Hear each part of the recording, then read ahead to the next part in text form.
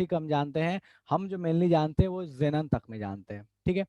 रहा बात कंपाउंड्स के रिगार्डिंग, तो ये सारे जो होते हैं ये लगभग नॉन रिएक्टिव है, लगभग नॉन रिएक्टिव है, बट स्टिल ओके, ठीक है प्रत्युष, डन है बेटा। बट इन सब में ये जो जेनन है, इस जेनन के आज के टाइम में बहुत सारे कंपाउंड्स ऐसे हैं जो जेनन के हम जानते हैं, लेकिन क्रिप्टन, आर्गन, नियन या हीलियम, इनके बहुत बहुत मतलब नाम आते हैं। इन तीनों के तो कोई कंपाउंड हम इवन जानते भी नहीं है। इसके थोड़े बहुत जानते हैं, इसके थोड़े बहुत जानते हैं, ठीक है। बट ये भाई साहब ऐसे हैं जिसके कंपाउंड्स हम अच्छे खासे जानते हैं। जेनन के जानते हैं, क्रिप्टन के एक दो जानते हैं, रेडॉन के भी एक दो जानते हैं, और इन तीनों के तो कोई अता पता है ही नहीं। तो ये तीनों ही अभी के अकॉर्डिंग हमारे लिए हम बोल सकते हैं कि ये नॉन रिएक्टिव है। क्या हो गया इसको, एक मिनट हो गया।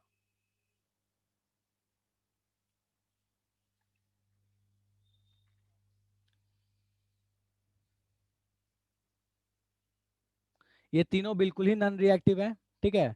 इसके कुछ कंपाउंड हमें देखने को मिलते हैं,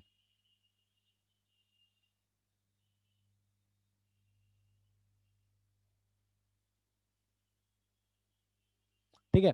इसके भी कुछ कुछ मिलते हैं, इसके कुछ कुछ मिलते हैं जो बहुत ही कम है, जैसे रेडॉन के RnF2 मिलता है देखने को, लेकिन उसकी जो एग्जिस्टेंस है वो लगभग ना के बराबर है।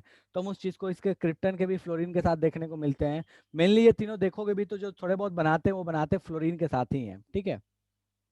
जस्ट मिनट, एक मिनट, हाँ हाँ, ठीक है। चलो, सो फटाफट अपन आते हैं।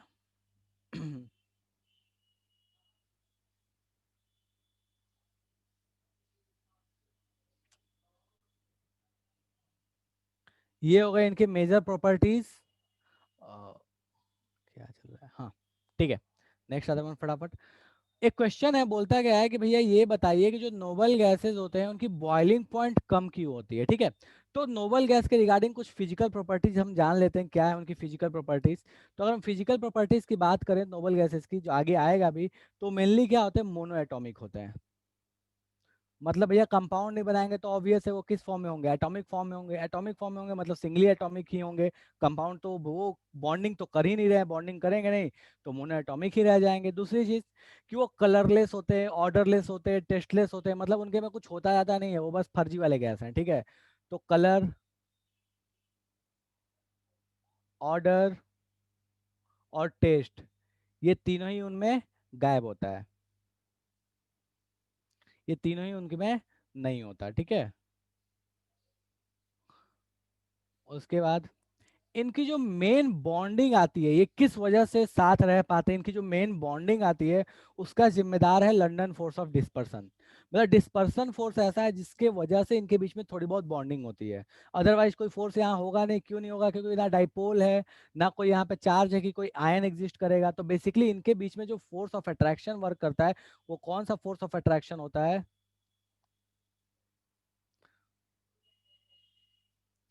फोर्स ऑफ अट्रैक्शन जो इनके बीच में काम करता है, that is simply dispersion force of attraction. Dispersion की वजह से जो भी चीजें हमें यहाँ देखने को मिलती हैं, जो थोड़ा बहुत अट्रैक्शन देखने को मिलता है, वो डिस्पर्सन की वजह से दिखने को मिलता है। और जो लंदन फोर्स ऑफ डिस्पर्सन है, एक्चुअल में इसका स्ट्रेंथ होता है बहुत कम। और चूंकि इसका स्ट्रेंथ बहुत कम है, तो ऑब्वियस है स्ट्रेंथ कम है तो इसकी बॉइलिंग पॉइंट क्या होगी, कम होगी, क्योंकि स्ट्रेंथ कम है तो फोर्स उनके बीच में कम होगा, फोर्स कम होगा तो बॉइलिंग पॉइंट भी कम होगा। तो हम इनफैक्ट इन शॉर्ट अगर हम चाहें तो हम ऐसे बोल सकते हैं कि भैया इसकी बॉइलिंग पॉइंट कम है, क्योंकि इनके बीच में क्या होता है, लेस अट्रैक्शन होता है, लेस अट्रैक्शन होता है।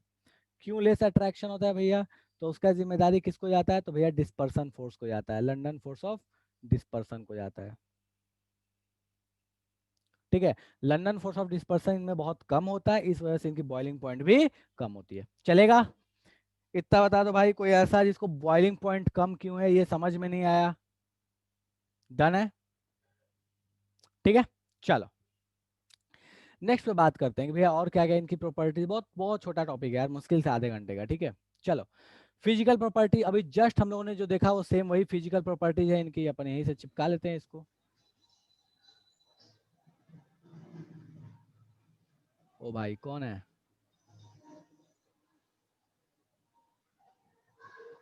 कहाँ गया? छोड़ो यार, फिर से लिख लेते हैं, इतना मेहनत।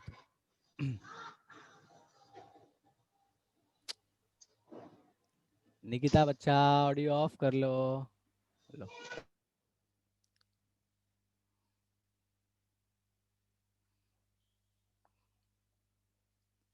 कलर, ऑर्डर और टेस्ट, ये भैया तीनों इसमें नहीं होते। इन तीनों के नहीं होने के वजह से हम इनको डायरेक्टली देख के आइडेंटिफाई नहीं कर सकते। एक चीज कभी कभी हो सकता है, कभी ऐसा दे दे, कभी ऐसा पूछ दे कि भैया बताइए क्रिप्टन, जेनन, रेडॉन, जितने भी ये, जैसे आर्गन, आर्गन के लिए हम बोलते हैं कि उनको कलर्ड बल्ब में यूज किया जाता है, तो क्या उनका कलर होता है क्या वैसा जिससे वो बल्ब में यूज होता है? तो ऐसा बिल्कुल भी नहीं है, होता वो भी कलरलेस ही है।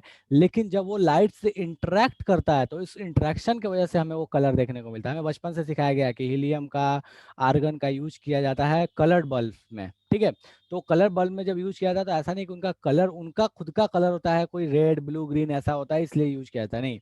उनको इसलिए यूज किया जाता है क्योंकि वो लाइट के साथ जब इंटरेक्ट करते हैं तो वहां पे वो कुछ रेडिएशंस को एब्जॉर्ब कर लेते हैं, जिस वजह से वहां पे हमें जो बाहर एमिटेड रेडिएशन दिखती है वो कलर्ड दिखती है, ठीक है।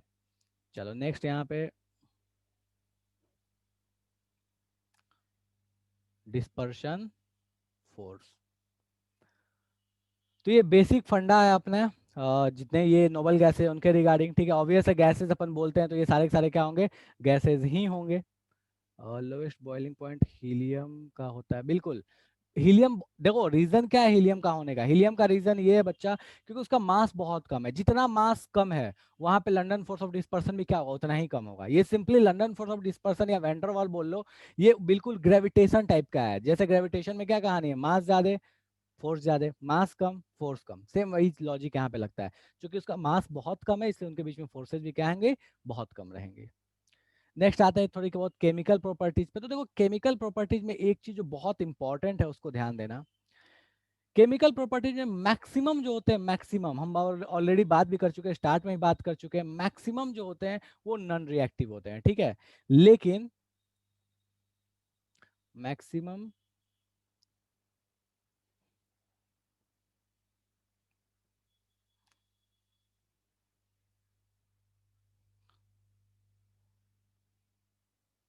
नॉन रिएक्टिव, ठीक है। मैक्सिमम नोबल गैसेज जो होती है वो नॉन रिएक्टिव होती है, ठीक है। लेकिन जो जेनन है, जेनन के साथ समस्या है, ठीक है। जेनन फॉर्म्स सम कंपाउंड्स, ठीक है। कुछ कंपाउंड्स बनाता है जेनन, ऐसा नहीं है कि और सब नहीं बनाते, बनाते हैं, रेडॉन भी बनाता है, आर्गन भी बनाता है, बट जेनन मेनली बनाता है कुछ कंपाउंड्स, ठीक है। अब बात ये आती है कि जेनन कुछ कंपाउंड्स बनाता क्यों और सब क्यों नहीं बनाते। तो देखो इसके पीछे की एक कहानी है। कहानी ऐसी है कि जेनन का जो इलेक्ट्रॉन, सॉरी इलेक्ट्रॉन, हाँ, आयोनाइजेशन इंथैल्पी जो है जेनन की, वो आयोनाइजेशन इंथैल्पी इसकी जो होती है वो कंपेरेबल होती है O2 के साथ में, O2 के मॉलिक्यूलर आयोनाइजेशन इंथैल्पी के बराबर होती है, ठीक है। इस वजह से जेनन के जो कंपाउंड है वो अपने को देखने को मिल जाते हैं, ठीक है। It's I is in comparison with, in comparison with O2, ठीक है। इसका जो आयोनाइजेशन इंथैल्पी है ये O2 के कंपैरिजन में होता है, ठीक है। और O2 के मॉलिक्यूलर इंथैल्पी, O2 का जो मॉलिक्यूलर आयोनाइजेशन इंथैल्पी है उसके कंपैरिजन में होता है, जिस वजह से जेनन के हमें कंपाउंड देखने को मिल जाते हैं, ठीक है। अब ये हुआ क्या, तो इसके जो कंपाउंड थे वो गलती से बन गए, ठीक है। हो क्या रहा था कि एक कंपाउंड बनाया जा रहा था, वो कंपाउंड था,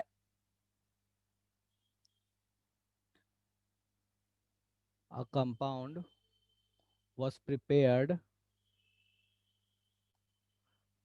ठीक है।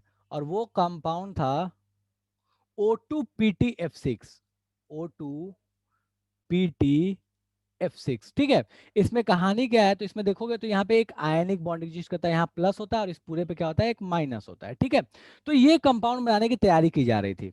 लेकिन जब दिखा कि यार O2, जो O2 का जो आयोनाइजेशन एंथैल्पी है और जो जेनन का आयोनाइजेशन एंथैल्पी है दोनों कंपेरेबल है, तो क्यों ना इस O2 की जगह पे एक बार Xc को लगा के ट्राई किया जाए, ठीक है।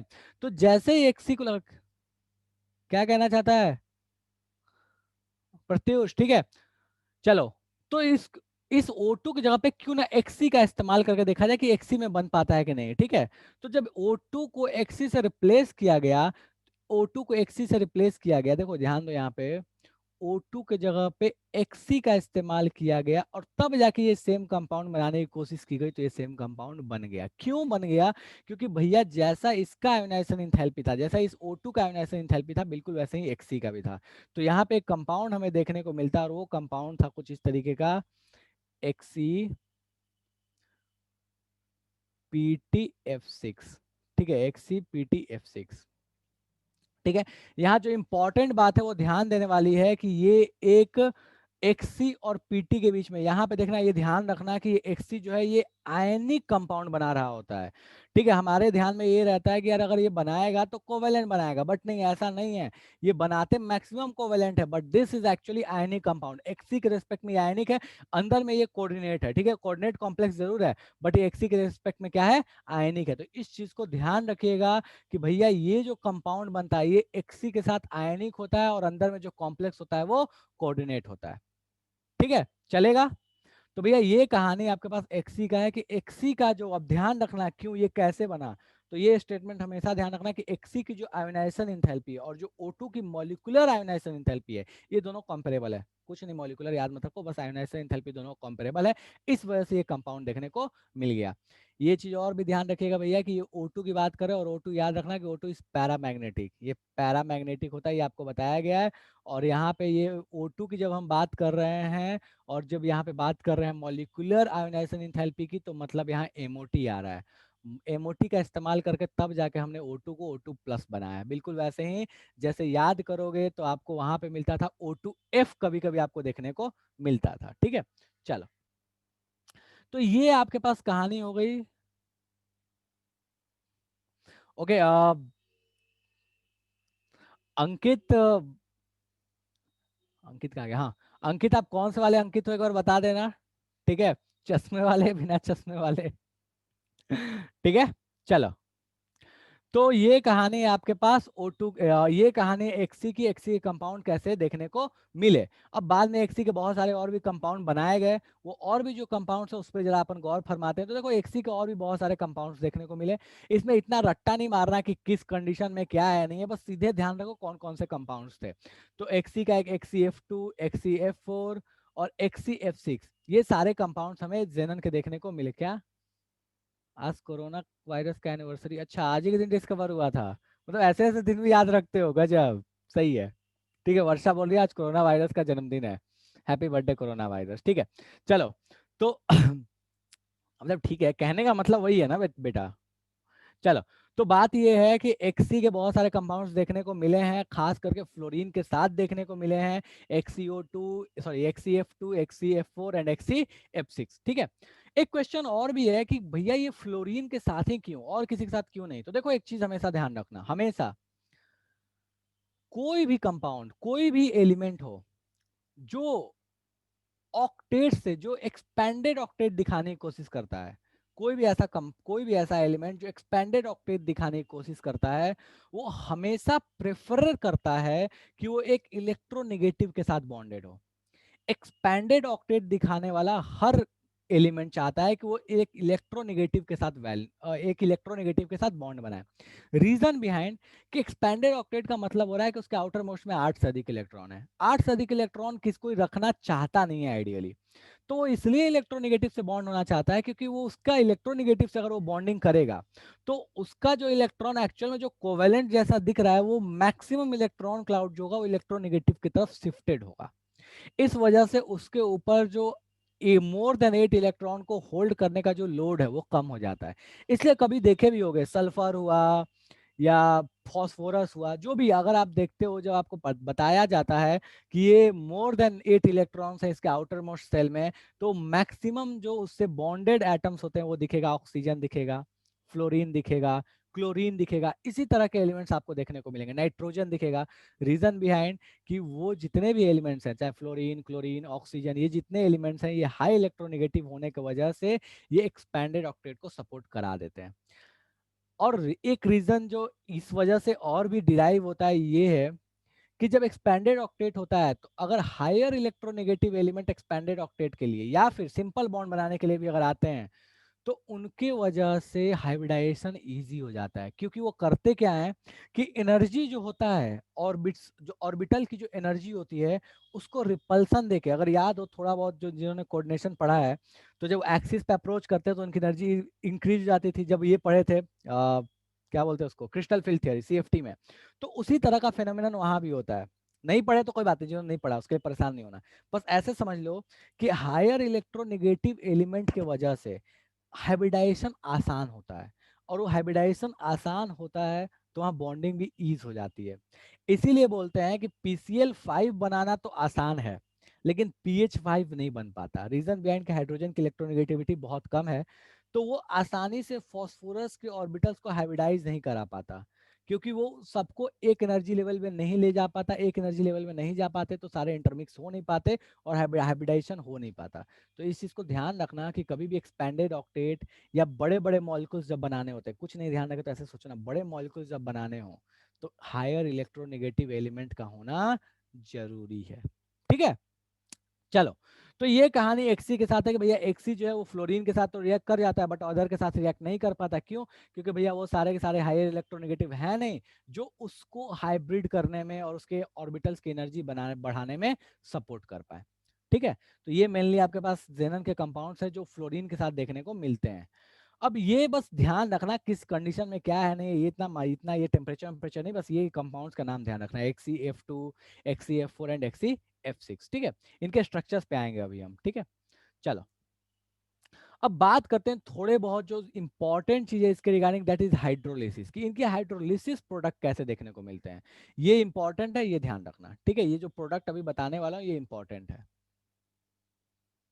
हाइड्रोलिसिस। ठीक है, चलो देखो, XeF2 जब हाइड्रोलाइज होता है जेनन गैस देता है, हाइड्रोजन फ्लोराइड देता है, और मोस्ट इंपॉर्टेंट थिंग कि ये O2 दे देता है। तो याद रखना कि XeF2 जब H2O से रिएक्ट करता है तो O2 देता है। उसी तरह से XeF4 जो है ये भी जब रिएक्ट करता है, ये भी जब हाइड्रोलाइज होता है, हाइड्रोलिसिस जब इसकी होती है वाटर के साथ में, तो भैया यहाँ पे भी हमको O2 देखने को मिलता है। तो ये दोनों केसेस में याद रखना कि XeF4 हो या XeF4 हो या XeF2 हो, दोनों में से कोई भी हो, इन दोनों ही केस में हमें O2 देखने को मिलता है। और ये जो दोनों ही रिएक्शन, ये दोनों ही रिएक्शन एक रेडॉक्स रिएक्शन है। याद रखना ये दोनों ही रिएक्शन क्या होती हैं, रेडॉक्स रिएक्शन है। कैसे रेडॉक्स रिएक्शन है, तो आप देख सकते हो कि यहाँ पे Xe का ऑक्सीडेशन नंबर +2 है और यहाँ पे 0 है। लेकिन अगर आप गौर फरमाइएगा वाटर में ऑक्सीजन का, तो यहाँ -2 है और यहाँ पे 0 है। तो ऑक्सीजन जो है वो ऑक्सीडाइज हो गया है, जो फ्लोरीन है वो अपने ही स्टेट में -2 यहाँ भी है, -2 यहाँ भी है। लेकिन जेनन यहाँ +2 है और यहाँ पे क्या हो गया, 0 हो गया, मतलब जेनन रिड्यूस हुआ है और ऑक्सीजन ऑक्सीडाइज हुआ है। तो इस चीज को ध्यान रखना कि कंप्लीट हाइड्रोलिसिस जब होता है, जब हाइड्रोलिसिस, कंप्लीट हाइड्रोलिसिस, हाइड्रोलिसिस बोला मतलब कंप्लीट हाइड्रोलिसिस। ठीक है, तो कंप्लीट हाइड्रोलिसिस एक रेडॉक्स रिएक्शन है। ठीक है, जिसमें O2 प्रोड्यूस होता है, दोनों ही केस में XeF2 या XeF6 ले लो। थोड़ा सा ध्यान रखने का एक तरीका आप ऐसे रख सकते हो कि यार XeF4 में बस एक चीज और भी है कि यहाँ ये एक कंपाउंड बनता है XeO3, और XeO3 जो होता है ये भैया एक्सप्लोसिव है एक तरीके का। ठीक है, दिस इज एक्सप्लोसिव। ठीक है, तो इस चीज को ध्यान रखना कि भैया ये, हाँ बिल्कुल, प्रत्युष पता नहीं पटाखा बोल रहा है, अब क्या पटाखा बोल रहा है, अब तो जनता जानती है, पता नहीं क्या कहना चाहता है। ठीक है, तो ये XeO3 जो है दिस इज अ एक्सप्लोसिव। ठीक है, चलो, तो इस चीज को ध्यान रखिएगा कि इनकी हाइड्रोलिसिस जो होती है उसके प्रोडक्ट क्या मिलते हैं। ठीक है, चलो अब बात करते हैं पार्शियल हाइड्रोलिसिस की। तो देखो ध्यान दो बेटा, ये पार्शियल हाइड्रोलिसिस, ये दोनों हाइड्रोलिसिस इंपॉर्टेंट है। ठीक है, पार्शियल हाइड्रोलिसिस। ठीक है, तो पार्शियल हाइड्रोलिसिस जब होता है, जब भी मान लीजिए XeF6 का पार्शियल हाइड्रोलिसिस कराओगे तो XeO3 बना और HF बना, this is not a redox reaction. ये रेडॉक्स रिएक्शन नहीं होता। पार्शियल हाइड्रोलिसिस जो है ये कोई भी रेडॉक्स रिएक्शन नहीं है। कैसे नहीं है, चाहो तो यहाँ ऑक्सीडेशन नंबर आप सबका चेक कर सकते हो, यहाँ Xe+6 में है, यहाँ भी +6 में है, यहाँ फ्लोरीन -1 है, यहाँ फ्लोरीन -1 है, यहाँ हाइड्रोजन +1 है, यहाँ हाइड्रोजन +1 है, यहाँ ऑक्सीजन -2 है, यहाँ ऑक्सीजन -2 है। तो पार्शियल हाइड्रोलिसिस जो Xe का होता है, Xe का एक मतलब जेनन फ्लोराइड, जेनन हेक्साफ्लोराइड का जो पार्शियल हाइड्रोलिसिस होता है, that is not a redox reaction, but full hydrolysis is a redox reaction. ठीक है, नेक्स्ट देखते हैं XCF6 का और भी जो हाइड्रोलिसिस होता है, ये भी सारे के सारे ये पार्शियल हाइड्रोलिसिस ही है, ध्यान रखना। इसका पार्शियल हाइड्रोलिसिस और कराओगे तो XeOF4 बनता है एंड XeO2F2 बनता है, ठीक है। इन सारे केसेस में इन सारे केसेस को ध्यान रखना है कि भैया यहाँ पे कहीं भी रेडॉक्स रिएक्शन नहीं होती। ये सारे कौन से हैं, तो भैया ये सारे नॉर्मल रिएक्शन है, इनमें से कोई भी जो है वो रेडॉक्स नहीं है। पार्शियल हाइड्रोलिसिस रेडॉक्स नहीं है। अब पार्शियल के साथ क्या है कि पार्शियल बहुत सारे प्रोडक्ट देखने को मिल रहे हैं, O3, OF4, O2F2 देखने को मिल रहा है। तो भैया पार्शियल हाइड्रोलिसिस इस बात पे डिपेंड करता है कि आपने पानी का इस्तेमाल कितना किया है, ठीक है। अगर आपने देखो यहाँ पर मोलर रेशियो 1:3 रखोगे तो ये बनेगा, 1:1 रखोगे तो ये बनेगा, 1:2 रखोगे तो ये बनेगा। तो सिंपली ये इस बात पे डिपेंड करता है कि वाटर का अमाउंट कितना है, इसके ऊपर डिपेंड करता है। ऐसा नहीं है, क्योंकि सब जगह देखोगे तो रिएक्शन तो XeF6 का ही हो रहा है सब जगह, लेकिन बात क्या है, बात इतनी सी है कि वाटर जितना अधिक या जितना कम उसके अकॉर्डिंग आपको प्रोडक्ट देखने को मिलेगा। बट है अल्टीमेटली सारे पार्शियल, और पार्शियल होने के वजह से ये जो जितने भी रिएक्शन है ये सारे रिएक्शंस में कोई रेडॉक्स नहीं होता। चलेगा। कोई ऐसा है जिसको इसमें समस्या है तो फटाफट अपनी समस्या बता दो। डन है ये पार्शियल हाइड्रोलिसिस की कहानी। इसके जो स्ट्रक्चर्स हैं, ये जितने कंपाउंड हैं इन सबके जो स्ट्रक्चर्स है वो बहुत मैटर करते हैं, ठीक है। बट ध्यान रखना कि प्रोडक्ट्स क्या क्या बनते हैं इसके, ये इंपॉर्टेंट है। इससे पहले वाला कोई खास इंपॉर्टेंट नहीं है, लेकिन ये इंपॉर्टेंट है। दोनों ही पार्शियल हाइड्रोलिसिस के प्रोडक्ट और कंप्लीट हाइड्रोलिसिस के प्रोडक्ट, ये दोनों ही इंपॉर्टेंट है। चलेगा। डन है। कोई ऐसा कुछ कहना चाहता है, किसी को कोई समस्या है? चलो, तो अब अपन आते हैं थोड़े स्ट्रक्चर्स पे। जो यहाँ दिए हैं वो तो ठीक है, जो नहीं दिया वो अपन बना लेंगे, ठीक है। तो भैया देखो XeF2 का दिया हुआ है ये, ठीक है। तो मैं जिसका इसका दिया हुआ है यहाँ पे लिख दे रहा हूँ, जिसका नहीं है वो अपन बना लेंगे। XeF2 का दिया हुआ है, ये XeF4 का दिया हुआ है, ठीक है। हाइब्रिडाइजेशन पे बात कर लेते हैं, क्योंकि हाइब्रिडाइजेशन बहुत कॉमनली पूछा जाता है। मुझे फटाफट बता दो XeF2 में Xe का हाइब्रिडाइजेशन क्या होगा, जल्दी बता दो। XeF2 में Xe का हाइब्रिडाइजेशन क्या होगा? चलो गुड, sp3d होगा, ठीक है।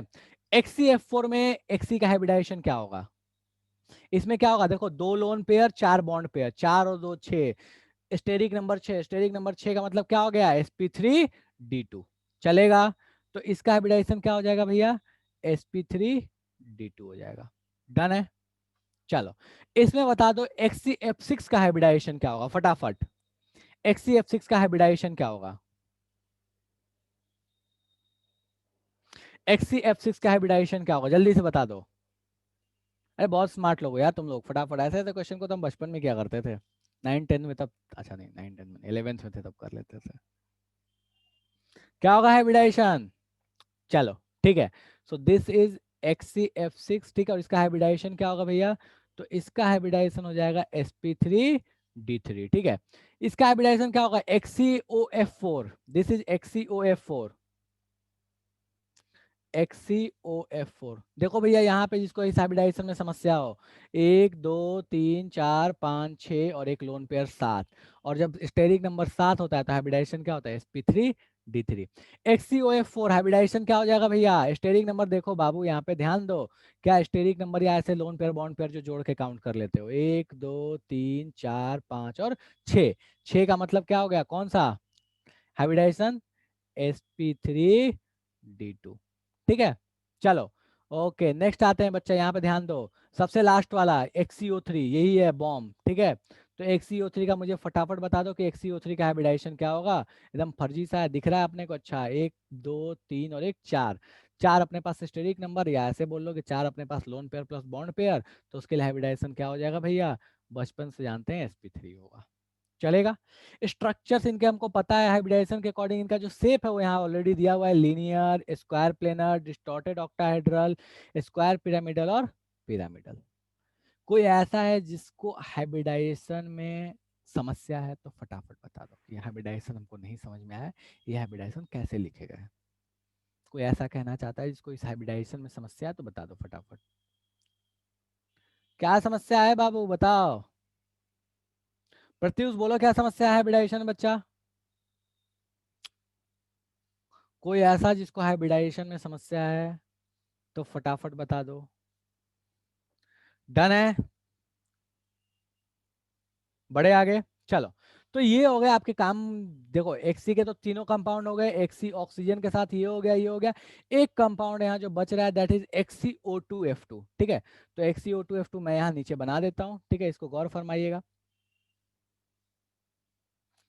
XcO2F2, देखो XcO2F2 का स्ट्रक्चर कैसा होता है, तो भैया ये Xc रखो बीच में, ठीक है, और इनका इस्तेमाल किया जाए।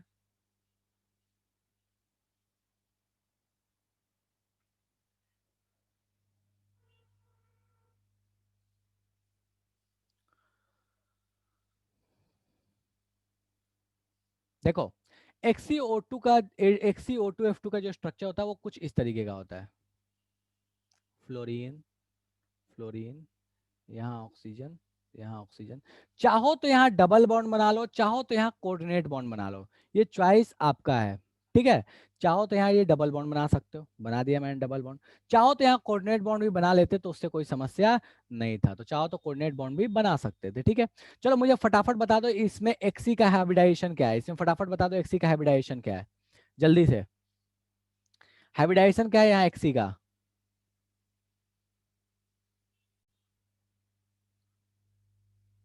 कहाँ XcO2F2 कहाँ दिया हुआ है भाई?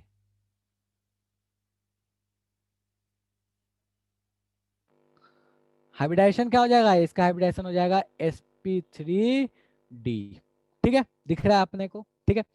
अगर शेप की बात करें तो शेप क्या होगा ये बताओ मुझे फटाफट, शेप कौन सा होगा? शेप जल्दी से बता दो, शेप कौन सा होगा? Distorted seesaw. हाँ सीशॉ, ठीक है, सीशॉ गुड है प्रत्युष, सीशॉ बोल लो, डिस्टॉर्टेड बोल लो, ज्यादा बेटर है। डिस्टॉर्टेड क्यों? क्योंकि अपने को दिख रहा है ये लोन पेयर, लोन पेयर होता है नालायक, उसकी वजह से क्या होगा, थोड़ा सा डिस्टॉर्शन हो जाएगा, ये थोड़ा सा ऊपर में फोर्स लगाएगा, ये थोड़ा सा नीचे में फोर्स लगाएगा और इसका डिस्टॉर्शन हो जाएगा, ठीक है। तो ये कहानी है आपके पास XcO2F2 का, चलेगा। XcO4, XcO4 का स्ट्रक्चर बना सकते हो? मुझे फटाफट बता दो XcO4 कैसा होगा? XcO4 कैसी कहानी होगी भैया XcO4 की? XcO4 की कहानी कुछ इस तरीके की होगी, ये ध्यान रखना, ठीक है। ये भैया ऐसे, ये ऐसे, ये ऐसे और ये ऐसे, हाइब्रिडाइजेशन कहाँ से ऑक्टाहेड्रल हो जाएगा बाबू? नहीं होगा ना ऑक्टाहेड्रल, ठीक है। इसका हाइब्रिडाइजेशन क्या हो जाएगा? sp3। XcO4 का हाइब्रिडाइजेशन क्या हो जाएगा? sp3 हो जाएगा। चारों अपने पास क्या बन रहा है? डबल बॉन्ड बन रहा है। 8 इलेक्ट्रॉन थे जेनन के, जेनन के जो 8 इलेक्ट्रॉन थे वो सारे के सारे आपके बना ले रहे हैं, बॉन्ड बना ले रहे हैं, 4 सिग्मा बन रहा है और 4 पाई बन रहा है, ठीक है। तो ये हो गया कहानी। इसका स्ट्रक्चर कैसा होगा? तो इसका स्ट्रक्चर हो जाएगा टेट्राहेड्रल, ठीक है। स्ट्रक्चर बोल लो, शेप बोल लो, दोनों ही क्या रहने वाला है? टेट्राहेड्रल रहने वाला है, चलेगा।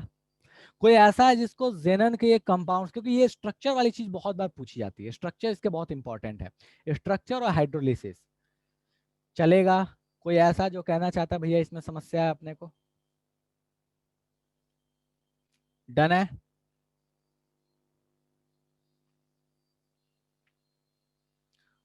केमिकल बॉन्डिंग में पढ़ा था, हाँ बिल्कुल लेखिका, ये सारे केमिकल बॉन्डिंग में बच्चा पढ़े थे आप, ये सारा कुछ जितने भी पी ब्लॉक में जितने स्ट्रक्चर्स पढ़े हो ना वो सारे केमिकल बॉन्डिंग में आपने पढ़ा था, चाहे वो सल्फर के कंपाउंड के हो, फास्फोरस के हो, जेनन के हो, जिसके भी हो, वो सारे स्ट्रक्चर्स आपने केमिकल बॉन्डिंग में पढ़ा था। क्या बात है, गुड प्रत्युष, बहुत अच्छा काम किया, बहुत वेरी गुड। हाँ जी, डन है। प्रत्युष स्ट्रक्चर बना के भेज रहा है मेरे को, टाइप करके, बहुत अच्छा काम कर रहा है बेटा। यही काम हम किया करते जब हम छोटे थे, नोकिया 1100 लॉन्च हुआ था तो हम ऐसे ऐसे बटन दबा दबा के उसके और रिंगटोन बनाया करते थे, बहुत मेहनत करते थे हम लोग, बहुत अच्छा लगता था रिंगटोन बनाने में। उस समय चलता था ये वाला बटन इतने बार प्रेस करो, ये वाला इतने बार प्रेस करो तो ऐसा वाला ट्यून आएगा, आता नहीं था, वो रट्टा मार के बनाते थे। चलो, डन है। कोई ऐसा जिसको इतने में समस्या है तो बोल दो भाई फटाफट। चलो, ये कुछ क्वेश्चन दिया हुआ, बोलता क्या है कि फ्लोरीन -1 ऑक्सीडेशन स्टेट दिखाता है जबकि अदर हेलोजन +1 +3 +5 +7 दिखाते हैं, क्यों?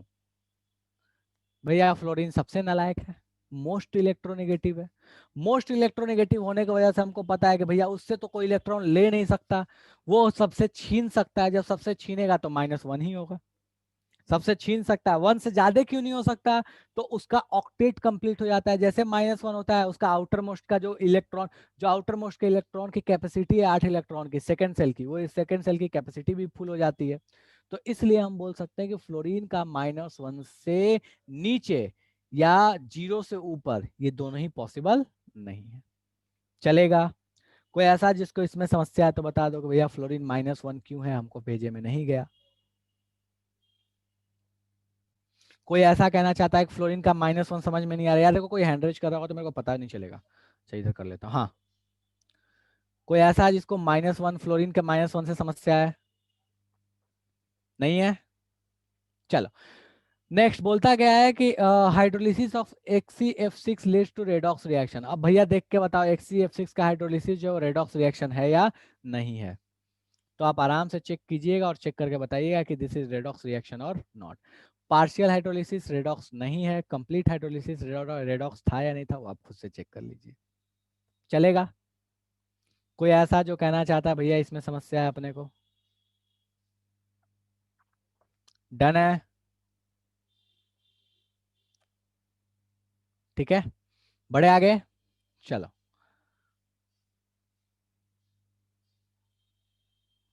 ओके। कुछ कुछ और भी क्वेश्चंस दिए हुए हैं। बोलता है क्या, फ्लोरीन का एनोमलस बिहेवियर क्यों है? उसके बाद बोलता है Cl2 और F2 में ऑक्सीडाइजिंग पावर ज्यादा किसका? ये ऑलरेडी अपन डिस्कस कर चुके हैं। F2 का ज्यादा होता है। क्यों ज्यादा होता है भैया? इसलिए ज्यादा होता है क्योंकि बॉन्ड डिसोसिएशन इंथैल्पी भी उसकी कम होती है, और वो जब हाइड्रेट होता है तो हाइड्रेशन इंथैल्पी उसकी बहुत ज्यादा होती है। तो दोनों केस की वजह से वहां बहुत ज्यादा एनर्जी रिलीज होती है, जिस वजह से F2 का ऑक्सीडाइजिंग नेचर क्या होता है? ज्यादा होता है। बट ये याद रखना, हमेशा एक्वस में, गैसियस फेज में ऐसा नहीं बोला जाता। एक्वस में हम बोलते हैं कि F2 का ऑक्सीडाइजिंग नेचर ज्यादा होता है। चलेगा? डन है? बोलता है सी जो ग्रेटेस्ट सोर्स ऑफ हैलोजन कैसे है भैया? तो हमको पता है कि मैक्सिमम जो सॉल्ट्स हैं वो सी में मिलते हैं। अब जब सॉल्ट सी में मिलेंगे तो हैलोजन भी तो सी में ही मिलेगा, क्योंकि हैलोजन कहाँ मिलता है? मैक्सिमम सॉल्ट्स में ही मिलता है। किसी को इसमें समस्या है? कोई ऐसा जिसको इसमें समस्या है, बोल दो भाई। डन है? चलो, तो ये आपके पास कहानी है पी ब्लॉक के द एंड के साथ। पी ब्लॉक का यहीं पे द एंड होता है। ठीक है, जितना आपके काम भर जितना पढ़ना था, जितना एनसीईआरटी, और काम भर क्या मतलब, ये जो है वो, ये मान के चलो कि आप कॉम्पिटेटिव एग्जाम में भी बैठते हो, मेंस तक में बैठोगे, अगर इतने को कंप्लीट करके बैठोगे तो कोई समस्या नहीं होगा। ठीक है, क्योंकि वहां भी वो लोग भी एनसीईआरटी से आगे जाने की कोशिश नहीं करते हैं। ठीक है, नॉर्मली। तो आप इस चीज के लिए निश्चिंत रहो। कायदे से अगर इतना, गौरव क्या चाहता है भाई? ठीक है, तो कायदे से इतना कर लो, ये बहुत है। रट्टा मारना है, मैं अग्री कर रहा हूँ, इस चीज से मना नहीं है, बट अब सिलेबस है, कोई ऑप्शन नहीं है, तो रट्टा तो मारना है, इसका तो कोई चॉइस भी नहीं है। हाँ, ये है कि जो लोग ऑर्गेनिक से परेशान रहते हैं, क्योंकि ऑर्गेनिक में एप्लीकेशंस भी है, इसमें कोई एप्लीकेशन नहीं है, ये प्रॉपर रट्टा मार है। ऑर्गेनिक बीच की चीज है, थोड़ा रट्टा मार थोड़ा एप्लीकेशन, ये प्रॉपर रट्टा मार है। चलेगा? मैं लास्ट क्लास में बोला था मुश्किल से आधे घंटे की क्लास है ना, आधे घंटे का सिलेबस बचा हुआ था। अब लास्ट क्लास में मन नहीं कर रहा था यार पढ़ाने का। ठीक है, तो चलो ठीक है, अपन इसके साथ पी ब्लॉक की सभा समाप्त करते हैं। ठीक है, और इसको आप एक बार पढ़ लीजिए, रिवाइज कर लीजिए, और अगले क्लास में अपन ऑर्गेनिक पढ़ेंगे। इसके बाद अपन डी और एफ ब्लॉक स्टार्ट करेंगे। जब स्टार्ट करेंगे तो बता देंगे, लेकिन वो छठ के बाद ही स्टार्ट हो, मतलब हाँ, छठ के बाद ही स्टार्ट होगा वो, तो उसके लिए निश्चिंत रहो। ठीक है, चलो, नेक्स्ट क्लास में अपन ऑर्गेनिक करने वाले हैं। ठीक है, चलो, ओके, बाय बाय। और बाय द वे, कोई भी इन्फॉर्मेशन हो तो एक बार ग्रुप विजिट करते रहना। अगर कोई इन्फॉर्मेशन या कुछ होता है, कुछ चेंज होता है, तो ग्रुप एक बार विजिट करते रहना। ठीक है, सुरुचि बोलिए सेंटर कब खुलेगा? सुरुचि यार, इस मैटर में तो मुझे ऐसा लगता है कि शायद छठ के बाद ही कुछ पॉसिबिलिटी है, अभी तो कोई पॉसिबिलिटी है भी नहीं। तो छठ के बाद देखो क्या होता है, पता नहीं, मतलब गवर्नमेंट नॉर्म्स बहुत ज़्यादा डिपेंड करते हैं कि गवर्नमेंट नॉर्म्स क्या आ रहे हैं, नहीं आ रहे हैं। अब नहीं, ऐसा कुछ नहीं है कि छठ के जस्ट बाद में बोल रहा हूँ, गवर्नमेंट नॉर्म्स के ऊपर ही बहुत कुछ डिपेंड कर रहा है। देखो अब क्या डिसीजंस आते हैं उसके बाद फिर। ठीक है, लिखिएगा, बोलिए क्लास ओपन होगी क्या? अब बच्चा देखते हैं यार, मतलब अभी कोई श्योरिटी नहीं है, जब जो भी होगा आपको इन्फॉर्मेशन दे दिया जाएगा यार, टाइमली इन्फॉर्मेशन मिल जाएगा, तो उसके लिए परेशान नहीं हो। हाँ, केसेस तो बहुत बढ़ रहे हैं, दिल्ली में बहुत ज़्यादा बढ़ रहे हैं, दूसरी जगह तो टेस्ट ही नहीं हो रहा है, पता क्या चलेगा। अभी ओपन नहीं करना चाहिए। अब बिल्कुल, चलो ठीक है, मैं आपका सजेशन, मैं आपके तरफ से ये सजेशन पास कर दूंगा, ठीक है। चलो।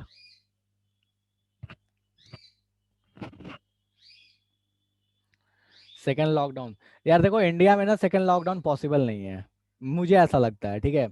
क्योंकि ऑलरेडी जो इकोनॉमी की जो लगी पड़ी है, मतलब बहुत गंदी लगी पड़ी है, तो सेकेंड लॉकडाउन तो पॉसिबल नहीं है। बट देखते हैं क्या हो सकता है। चलो ठीक है। ओके, तो बाय बाय, जाइए सेलिब्रेट कीजिए, बहुत ज़्यादा परेशान नहीं कर रहा मैं आपको। और नेक्स्ट क्लास में अपन ऑर्गेनिक करेंगे, ठीक है। चलो ओके, बाय बाय।